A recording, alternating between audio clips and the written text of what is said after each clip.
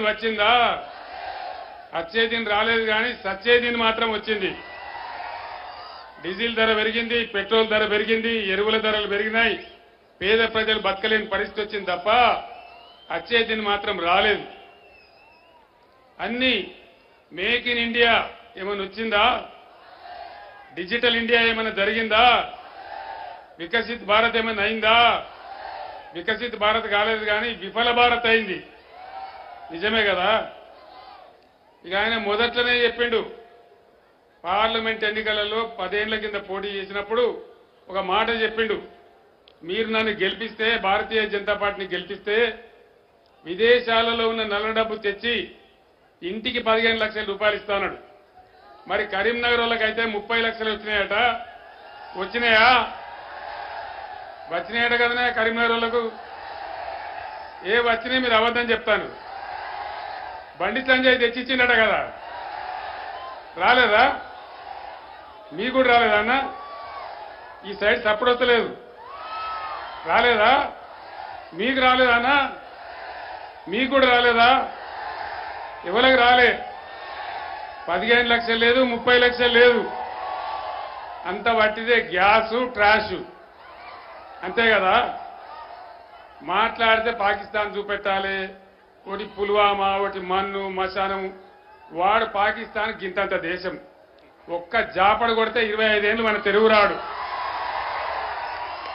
వాడిని చూపించి ఓ గ్యాస్ పెట్టి ఓ డ్రామా కొట్టి మనం ఎమోషనల్ బ్లాక్మెయిల్ చేసి మనని అందరినీ క్యారీ చేసి 10 సంవత్సరాల నుంచి ఫూల్స్ చేస్తా ఉన్నారు. దయచేసి ఆలోచన చేయాలి. ముఖ్యంగా యువకులు, విద్యావంతులు, చదువుకున్న వాళ్ళు, మేధావులు ఈ కరీంనగర్ పట్టణంలో, కరీంనగర్ ప్రాంతంలో చాలా మందిగా ఉన్నటువంటి రచయితలు, మీ అందరికి నేను దండం పెట్టి చెప్తా ఉన్నా, ఈ మోడీ చేసే బ్లాక్మెయిల్, ఎమోషనల్ బ్లాక్మెయిల్ క్యారీ అయితే ఈ దేశం ఇప్పటికే సర్వనాశనమైంది. మోడీ కన్నా ముందున్న ప్రధానమంత్రులు 14 మంది ప్రధానమంత్రులు కేవలం 55 లక్షల కోట్ల అప్పు చేస్తే ఈయన ఒక్కడే 105 లక్షల కోట్ల అప్పు చేసినాడు. అదేవిధంగా రూపాయి విలువ పడిపోయింది. ఎక్స్పోర్ట్స్ మొత్తం నిలిచిపోయినాయి ఇండియా నుంచి. అదేవిధంగా దిగుమతులు బాగా పెరిగిపోయినాయి, ఇంపోర్ట్స్ పెరిగిపోయినాయి, విదేశీ మారక నిల్వలు తగ్గిపోయినాయి. అదేవిధంగా ఏ ఒక్క మాట సంవత్సరానికి 2 కోట్ల ఉద్యోగాలు భర్తీ చేస్తా అంటే ఏ ఒక్కటి కూడా భర్తీ చేయలేదు. ఏ ఒక్క వర్గానికి, ఒక దళితులకో, గిరిజనులకో, మహిళలకో, పేదలకో, మైనారిటీలకో, రైతులకో ఏ ఒక్కరికి కూడా మేలు జరగలేదు. ఎవరికైనా జరిగిందా? ఢిల్లీలో రైతులు ధర్నా చేస్తే 750 మందిని పొట్టన పెట్టుకోండి మోడీ. మళ్ళా ఆయన కోట్ల అవసరం పడితే ఉత్తరప్రదేశ్లో ఎలక్షన్ ఉంటే అదే రైతులకు క్షమాపణ వేడుకొని గట్టెక్కిండు. ఆయన బిరిదిచ్చినప్పుడు మాఫీకా సౌదాగర్ అని చెప్పి ఈ రకంగా ఆయనకు ఓట్లు అక్కరినప్పుడు డ్రామాలు, ఏషాలు కట్టి ప్రజల మధ్య చీలికలు తెచ్చి మత విద్వేషాలు పెంచి ఒక రకమైన ద్వేషపూరిత వాతావరణం నింపుతారు తప్ప బీజేపీ ఎజెండాలో పేదల యొక్క మాట ఉండదు, నిరుపేదల యొక్క మాట ఉండదు. కార్పొరేట్ల కోసం 15 లక్షల కోట్ల బ్యాంకు రుణాలు ప్రజల సొమ్మును ఆయన అబ్బసొత్తులాగా మాఫీ చేసినాడు. కానీ రైతులకు రూపాయి ఇయ్యలే. రైతులను రాచి రంపాన పెట్టినాడు. ఎవ్వలకు కూడా మేలు జరగలే. అన్ని వట్టి డైలాగులు, డబ్బాల రాళ్ళేసి చూపినట్టు లొడలొడలో ఊపుడు తప్ప ఏ ఒక్క మాట కూడా నిజం కాలే.